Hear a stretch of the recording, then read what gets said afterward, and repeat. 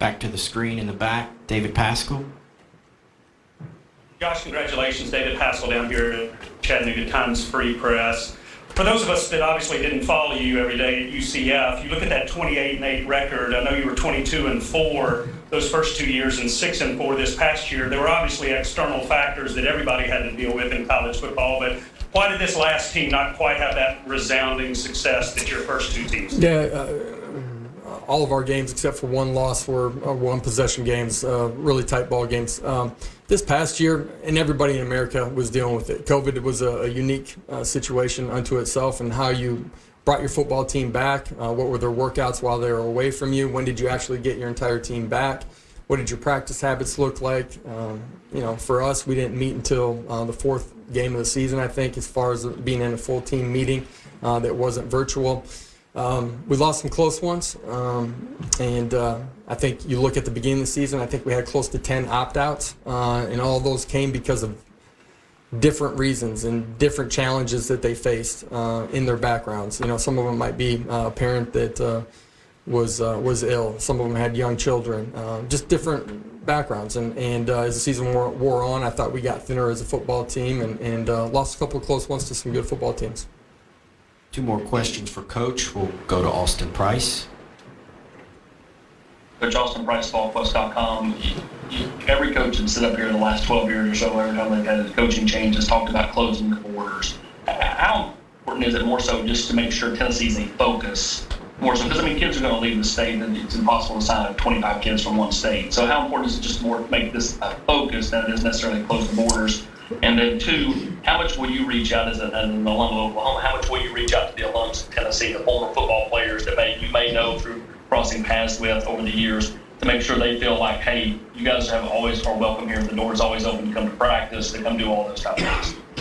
If you played football here, you're welcome back here. I don't care if that's spring practice. I don't care if it's observing a workout. I want you guys around. I want them around our football program. It's important to me.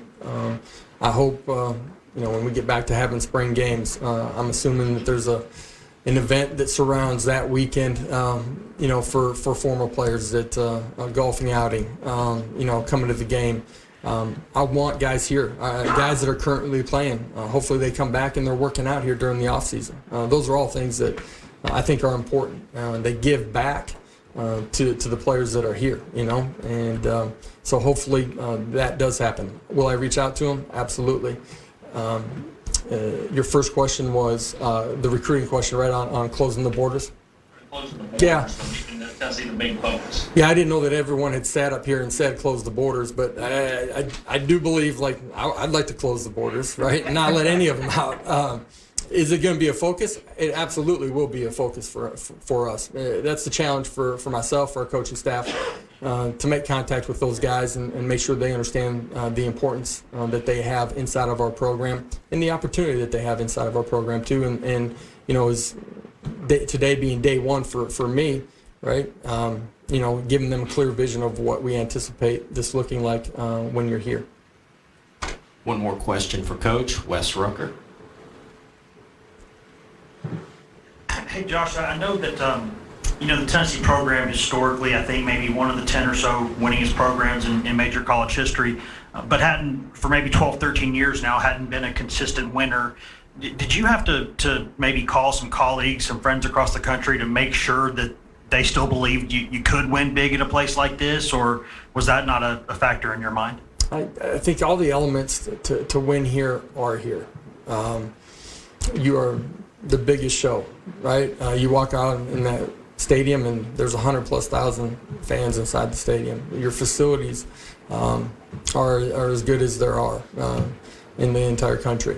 You're going to get a world-class education. So a lot of the infrastructure that you need to be successful is absolutely here. Now it's about putting the right people in place to reach our young people so that we can have sustainable success here. I certainly believe that. Having competed against them in the past, having watched them from afar, having talked to coaches that have been inside of this program in recent history. Thank you very much, Coach. Thank you. Appreciate it. Thanks, guys.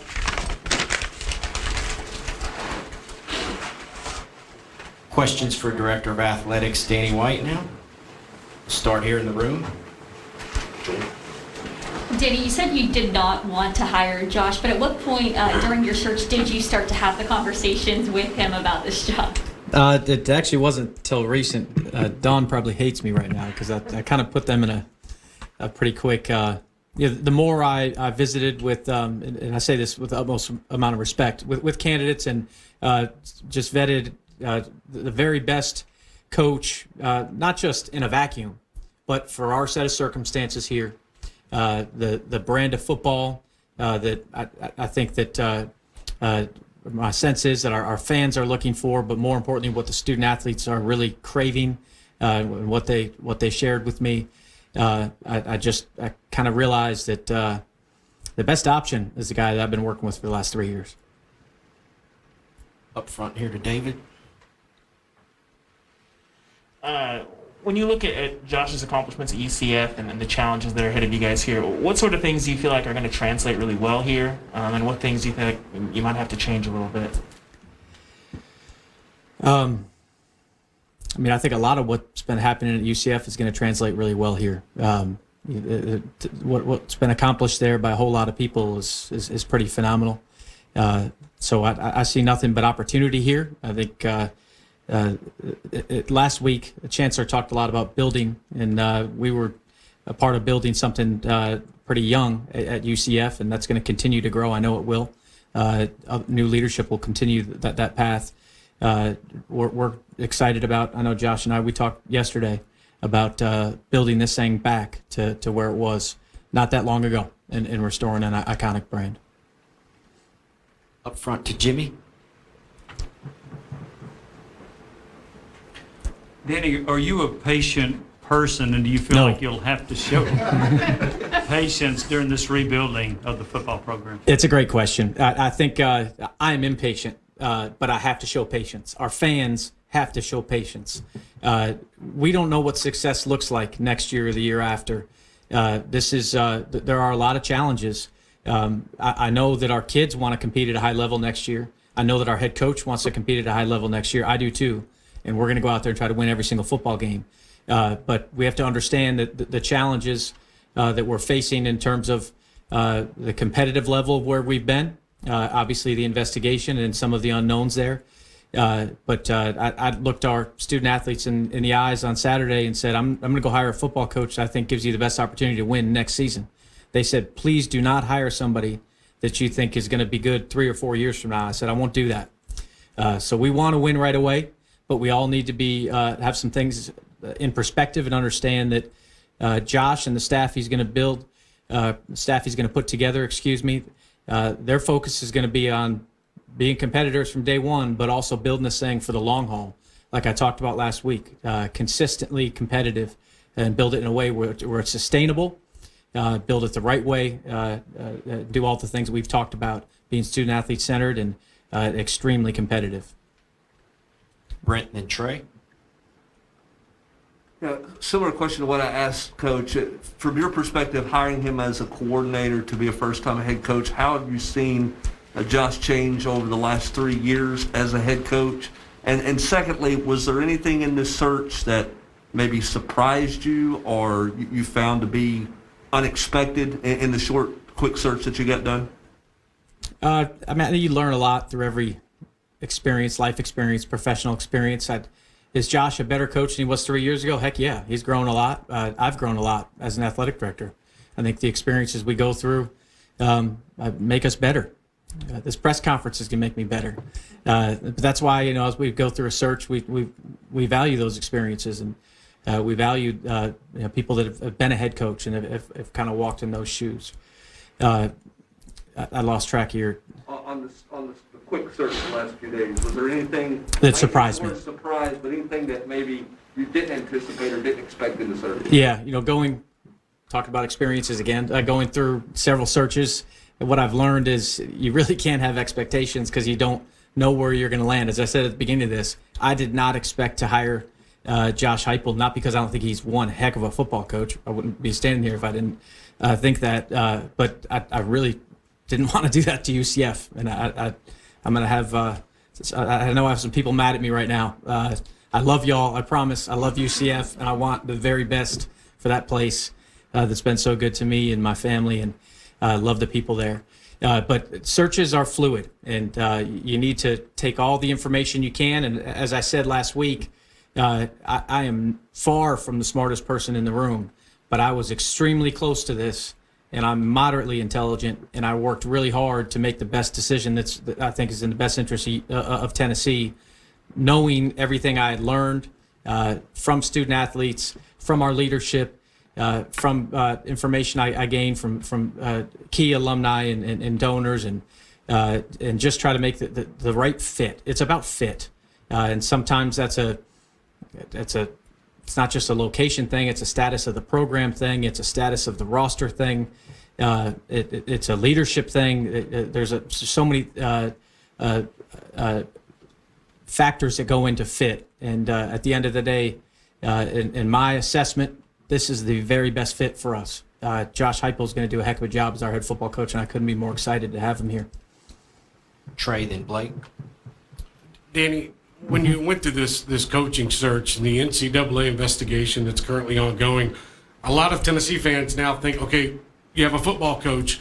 Now what's next when it comes to the violations? How do we handle this? How do we build this football program with this cloud hanging over? What was the response on the trail to the stuff like this that has been coming up? And how did you think Coach Heupel took it when you told him maybe the ramifications that might be coming?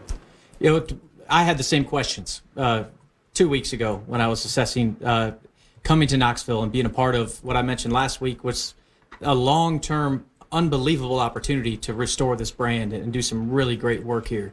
This is a short-term problem, and I think our leadership has done a phenomenal job of identifying the issue, working with, no offense to any other law firm that works with the NCAA, but I think the very best law firm that works on these sorts of things with the NCAA, and being extremely proactive and very transparent with NCAA staff. So I think we're attacking it head on and above board, and by doing it that way, I think we're going to get through it. I say fairly quickly in comparison to maybe some other examples that we've seen historically in college athletics. This is a short-term issue, and we expect to put it in the rearview mirror as soon as possible and continue to move forward. But that doesn't stop us from building our long-term vision now and for starting to build the foundation now while managing, I think our new football coach called it a speed bump. I like that. This is a speed bump. Blake? Yeah, Danny, you mentioned in your opening remarks that Josh was your top candidate. If he was your top candidate, why didn't the search start there, and why did it ultimately turn in that direction? Because I didn't have a top candidate at the beginning of the search. I think I said last week, you guys are all candidates. I don't start a coaching search with a specific end game in mind. I don't think that's smart. I think that I need to. I learn as I go through a search. I learn before I start interviewing people. I didn't interview or talk to a single candidate until I had gained as much information as I could, until I had met with our student athletes and learned a ton from them. But then as I go through those interviews, I learn from those interviews. And I pick up some things. I mean, we interview good people. They're smart people too. They know more about football than I do. So I learned about their opinion of our situation, and I could kind of compare all those conversations and